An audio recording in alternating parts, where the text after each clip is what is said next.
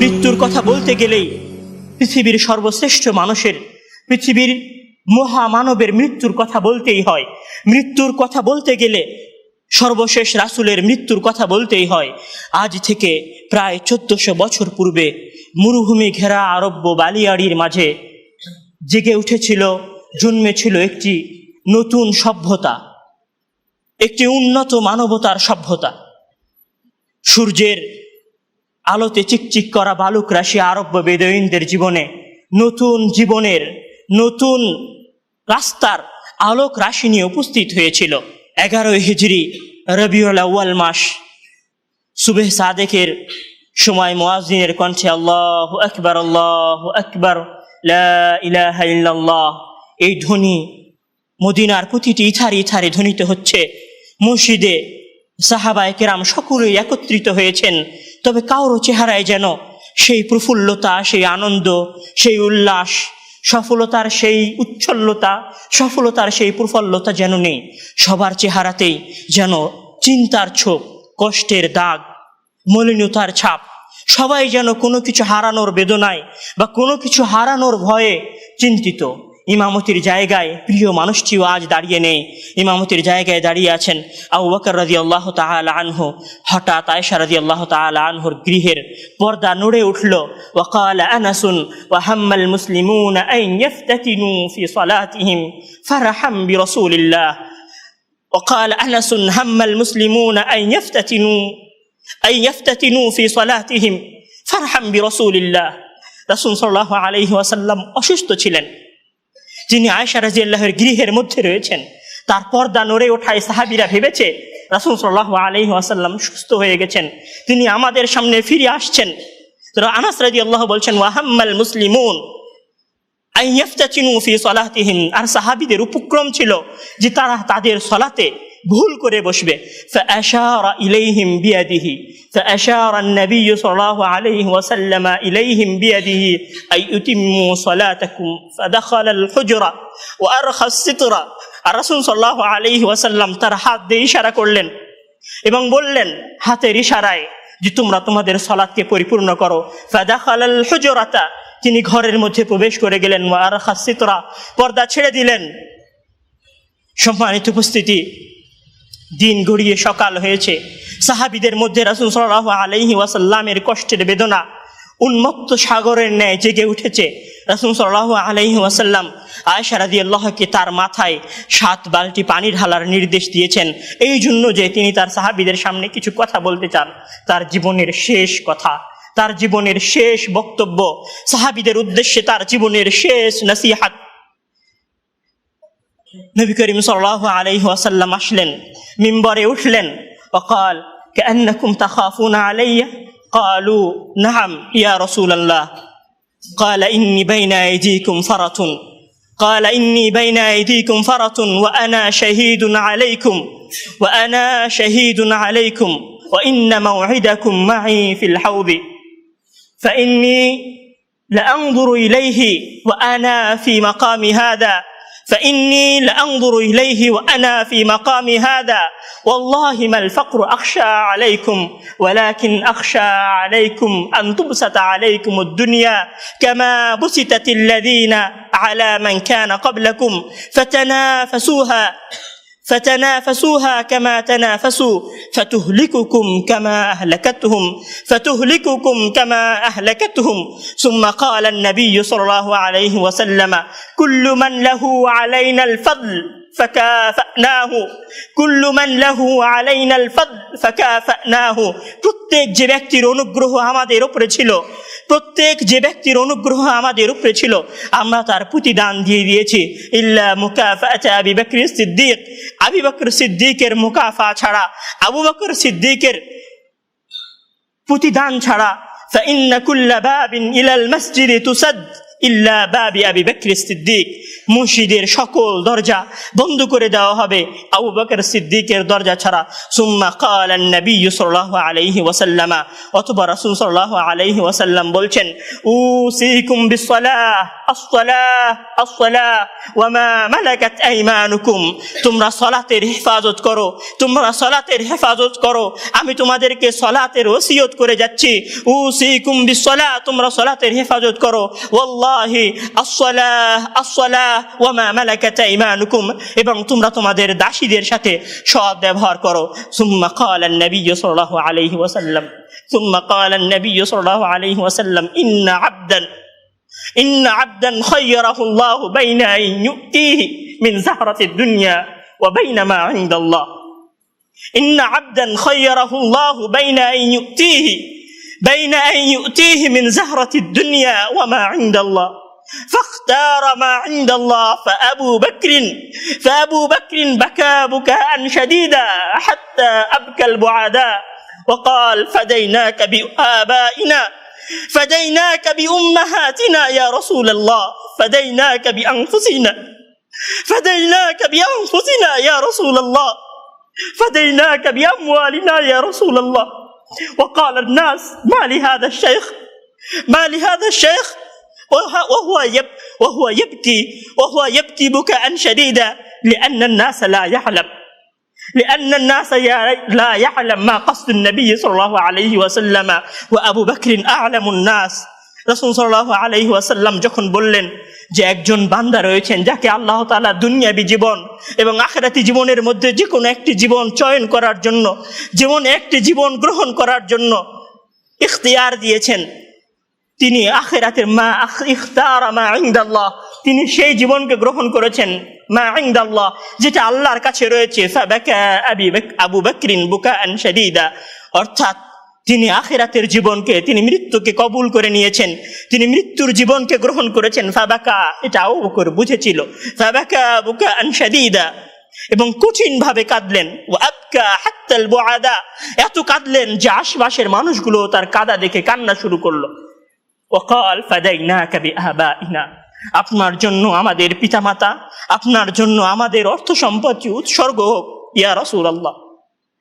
ফাসাইদা فنزل النبي صلى الله عليه وسلم عن المنبر مقلبا نظره على أصحابه، كان هذه نظره آخر نظر النبي صلى الله عليه وسلم وأصحابه جامعون في المسجد। আর এটাই রাসূল সাল্লাল্লাহু আলাইহি ওয়াসাল্লামের সর্বশেষ দৃষ্টি নিক্ষেপ ছিল তার সাহাবীদের দিকে, তার জীবনের সর্বশেষ দৃষ্টি নিক্ষেপ ছিল তার সাহাবীদের দিকে। دخل النبي صلى الله عليه وسلم الحجرة، নবী করিম সাল্লাল্লাহু আলাইহি ওয়াসাল্লাম তার গৃহে প্রবেশ করলেন। নবী করিম সাল্লাল্লাহু আলাইহি ওয়াসাল্লাম তার গৃহে প্রবেশ করলেন। فدخل عبد الرحمن بن أبي بكر وبيده السواك فرأيته ينظر إليه، عرفت أنه يحب السواك فقلت له آخذه لك، قال فأشار برأسه النعم، فتناولته فاشتد عليه قلت ألينه لك، فأشار برأسه النعم فلينته। কিছুক্ষণ পরে আব্দুর রহমান ইবনে আবি বকর, আবু বকর রাদিয়াল্লাহু তাআলার সন্তান মিসওয়াক হাতে ঘরে প্রবেশ করলেন। রাসূল সাল্লাল্লাহু আলাইহি ওয়াসাল্লাম তার মিসওয়াকের দিকে বারবার দেখছিলেন। আয়েশা রাদিয়াল্লাহু বলছেন, আমি জেনে গেলাম, আমি জানি যে তিনি মিসওয়াক করতে পছন্দ করেন। আমি তাকে বললাম, আখুদুহু লাক, আমি কি আপনার জন্য মিসওয়াকটা গ্রহণ করব? ফাআশারা বিরাসিহি আন-না'ম, তিনি তার মাথার দ্বারা ইশারা করলেন যে হ্যাঁ তুমি গ্রহণ করো। ফাতানাওয়ালতুহু, আমি নিলাম এবং রাসূল সাল্লাল্লাহু আলাইহি ওয়াসাল্লামকে দিলাম। ফাশতাদ্দা আলাইহি, রাসূল সাল্লাল্লাহু আলাইহি ওয়াসাল্লাম নবিয়্যুন আযীম রাসূলুন কারীম, ইশতাদ্দা আলাইহি তালয়িনুস সিওয়াক, ইশতাদ্দা আলাইহি তালয়িনুস সিওয়াক, একটি মিসওয়াককে দাবানো, একটি মিসওয়াককে মলিন করা তার পক্ষে কঠিন হয়ে গেছে। ওহুয়া ফি মারাদিল মাউত, রাসূল সাল্লাল্লাহু আলাইহি ওয়াসাল্লাম মৃত্যুর রোগে, রাসূল সাল্লাল্লাহু আলাইহি ওয়াসাল্লাম মৃত্যু শয্যায় শয়িত আছেন, একটি মিসওয়াক চাবানোর ক্ষমতা তার নেই। আয়েশা রাদিয়াল্লাহু বলছেন, উলাইনুহু লাক, আমি কি আপনাকে নরম করে দিব? উলাইনুহু লাক, আমি কি আপনাকে নরম করে দিব? পৃথিবীর সর্বশ্রেষ্ঠ মানুষ মৃত্যু শয্যায় শয়িত, একটি মিসওয়াক হাত দাঁতে দিয়ে দাবানোর ক্ষমতা শক্তি তিনি তার অসুস্থতার কারণে হারিয়ে ফেলেছেন। উলাইনুহু লাক, আমি কি আপনাকে নরম করে দিব? ফালাইয়ানতুহু, আমি নরম করে দিলাম। وبعد وقت قليل دخل فاطمة بنت محمد وبعد وقت قليل دخلت فاطمة بنت محمد فاطمة بنت محمد রাসূল সাল্লাল্লাহু আলাইহি ওয়াসাল্লামের কন্যা গৃহ প্রবেশ করলেন। وتنظر إلى أبيه مضطجعا في فراشه وهذه هي أول مرة لم يقم إليه أبوه ليقبلها لم يقم إليها أبوه ليقبلها। এটাই তার জীবনের সর্বপ্রথম যে তিনি তার পিতার কাছে এসেছেন এবং তার পিতা তাকে স্নেহ ভরে চুমা দেওয়ার জন্য উঠে দাঁড়াতে পারেননি। ফাতেমা রাদিয়াল্লাহু যখনই রাসূল সাল্লাল্লাহু আলাইহি ওয়াসাল্লামের গৃহে আসতেন, রাসূল সাল্লাল্লাহু